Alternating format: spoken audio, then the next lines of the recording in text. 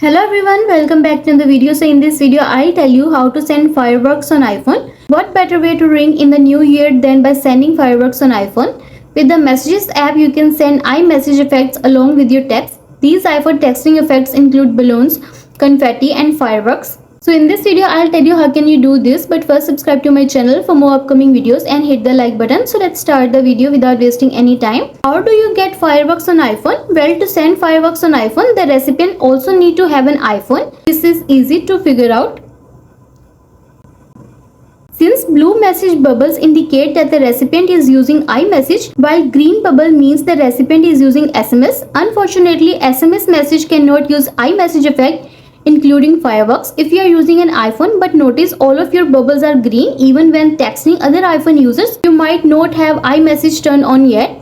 For this, open the Messages apps and start a new message or tap an existing conversation. Write your text message as usual, then instead of tapping the blue arrow to send the message, you just need to long press the arrow for at least a second. A new send with effect screen will pop up. Select screen at the top of the page. Swipe from the right side of the screen to the left to scroll through the different screen effects until you get the fireworks option.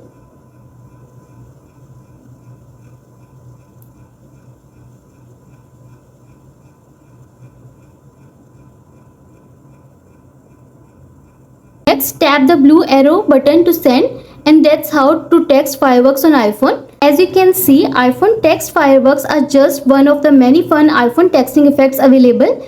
These are currently 8 special iMessages effects you can choose from. The steps are the same to use each one, so play around and have fun. With these iPhone message tricks, you can also schedule a text on an iPhone so you don't forget to send an iPhone firework message to your friends.